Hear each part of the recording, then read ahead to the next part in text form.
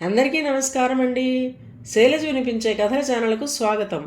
ఈరోజు మనం జొన్నలగడ్డ మార్కండేయులు గారు రచించిన రక్త సంబంధం అనే కథను విందాం. ఈ కథ డిసెంబర్ 2003 చందమామలో ప్రచురింపబడింది. బొబ్బర్లంక అనే గ్రామంలో బాలయ్య అనే పేద యువకుడు ఒకడు ఉండేవాడు. వాడికి నా అన్నవాళ్ళెవరూ లేరు. అందుచేత వాడు గ్రామంలో కూలీనాలి చేసుకుంటూ పూటకూళ్ళ ఇంట్లో భోజనం చేస్తూ ఏ చెట్టు నీడనో అరుగు మీదనో నిద్రపోతూ ఉండేవాడు.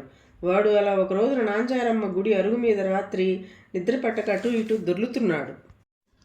ఆ సమయంలో ఒక యువతి వచ్చి బాలయ్య పడుకున్న అరుగుకు కాస్త దూరంలో ఉన్న మరొక అరుగు మీద కూర్చొని చిన్న మూటొకటి విప్పి అందులో ఉన్నవేవో ఆదరాబాదరా తినసాగింది. బాలయ్య ఆమెను చూసి ముందు ఏదైనా పిశాచమా అని భయపడి కళ్ళు మూసుకొని అంతలోనే కాస్త ధైర్యం తెచ్చుకొని ఎవరు నీవు అంటూ ప్రశ్నించాడు. ఆ యువతి ఆ ప్రశ్న వింటూనే ఉలిక్కిపడి నేను కూర్మయ్య కూతుర్ని అన్నది. అది సరే, ఇంత అర్ధరాత్రి వేళ ఇక్కడికి ఎందుకు వచ్చినట్టు అన్నాడు బాలయ్య కొంచెం తీవ్ర స్వరంతో. యువతి కాస్త తటపటాయించి నువ్వు ఈ గ్రామం వాడివో కాదో తెలియదు. మా అమ్మ పోయాక మా నాన్న రెండో పెళ్లి చేసుకున్నాడు. మా పిన్ని గయ్యాళిది, తిండి సరిగా పెట్టదు, కానీ ఇంటడి చాకరీ చేయిస్తున్నది. ఇవాళ మా నాన్న పిన్ని పొరుగురు వెళ్ళారు. పిన్ని ఏ క్షణాన తిరిగి వస్తుందో అన్న భయంతో పోయిన పండక్కి చేసిన అరిసెలు తెచ్చుకొని తింటున్నాను అన్నది. ఆ జవాబుకు బాలయ్య నవ్వి పాత్రలో దాచిన అరిసెలు లెక్క చూసుకొని నీ పిన్ని నిన్ను దొంగతనం చురుగ్గా గ్రహిస్తుంది, అప్పుడు నీకు దెబ్బలు తప్పవు కదా అన్నాడు. అదంతా తర్వాతి మాట, ముందు రుచిగా ఉన్న అరిసెలు తినేస్తాను అన్నది యువతి. బాలయ్య ఆమెకేసి జాలిగా చూసి మీ నాన్న కూర్మయ్య దూరపు వరుసన నాకు మేనమామ అవుతాడు. మా అమ్మా నాన్న పోయినప్పుడు నా వయసు 10 ఏళ్ళు, నీ వయసు 5, 6 అయి ఉంటుంది. అప్పుడు నేను మీ ఇంట్లోనే మామయ్య ఆదరణలో ఉన్నాను. మీ పిన్ని నా మీద 1-2 సార్లు దొంగతనాలు అంటగట్టి మీ నాన్న చేత చావచిత కొట్టించింది. నేను ఇల్లుదిలి ఎవరెంత ముద్ద పెడితే వాళ్ళింట చాకరీ చేస్తూ పెరిగి ఇప్పుడు కూలి పనులు చేసుకుంటూ బతుకుతున్నాను.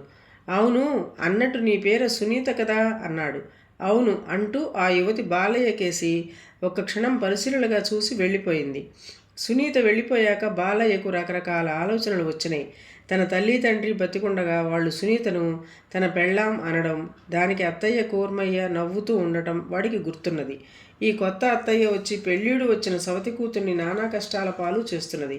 ఇప్పుడు తను వెళ్ళి ఆ సునీతను తనకిచ్చి పెళ్లి చేయమని వాళ్లకున్న 5 ఎకరాల పొలం పనులు ఇంటి పనులు నేర్పుగా చేస్తూ వయసు మీద పడుతున్న అత్తమామలకు కావాల్సినంత విశ్రాంతి కలిగిస్తానని చెబితే ఎలా ఉంటుంది? బాలయ్య ఇలా ఆలోచించుకుని ఒక నిర్ణయానికి వచ్చి తెల్లవారాక కూర్మయ్య ఇంటికి వెళ్ళాడు. ఆ సమయంలో కూర్మయ్య ఇంటి అరుగు మీద కూర్చుని ఉన్నాడు. అతడి భార్య శాంతమ్మ దూరంగా గడపవార కూర్చుని ఏవో కూరగాయలు తరుగుతున్నది. కూర్మయ్య తనను సమీపిస్తున్న బాలయ్యను చూసి చిరునవ్వి నవ్వి అంతలోనే కాస్త కటువుగా ఏరా ఇటొచ్చావు, ఏమైనా పని ఉంటే వీధిలో మాట్లాడవచ్చు కదా అన్నాడు. దానికి బాలయ్య నిబ్బరంగా మామయ్య నాకెవరూ లేరు, నీకు సునీత తప్ప మరెవరూ చెప్పుకోదగ్గ ఆప్తులు లేరు.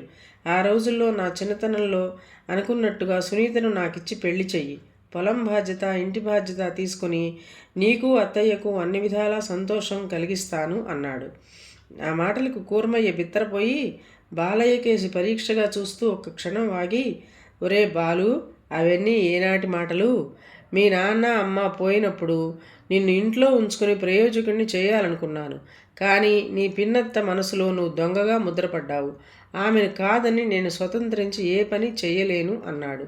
గడప పక్కన కూర్చొని సంభాషణ విన్న శాంతమ్మ చరచరా లేచి బయటకు వచ్చి ఒరే, నువ్వు తాడు బొంగరం లేనివాడివి, దొంగవు.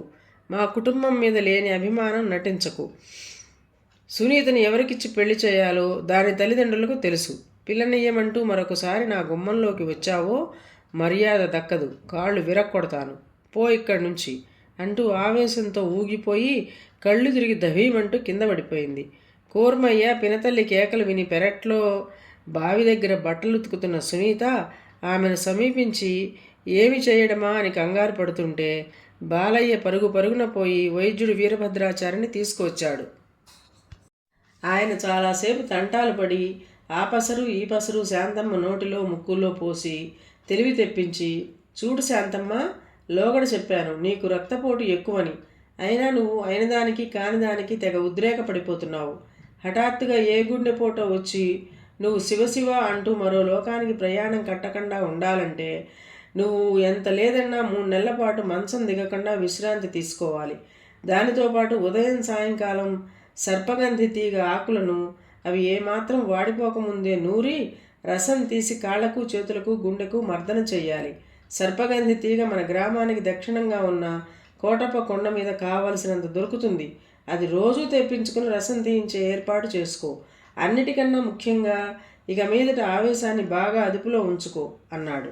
వీరభద్రాచారి వెళ్ళిపోయాక కాళ్ళు చేతులు వణుకుతుండగా శాంతమ్మ ఆర్చుకుపోయిన గొంతుతో సునీతకేసి చూస్తూ కళ్ళనీళ్లు పెట్టుకుని, ఇప్పుడు నేనేదో గోసాయి బైరాగి వాళ్ళ తత్వాలు మాట్లాడుతున్నాను అనుకోకు సునీత.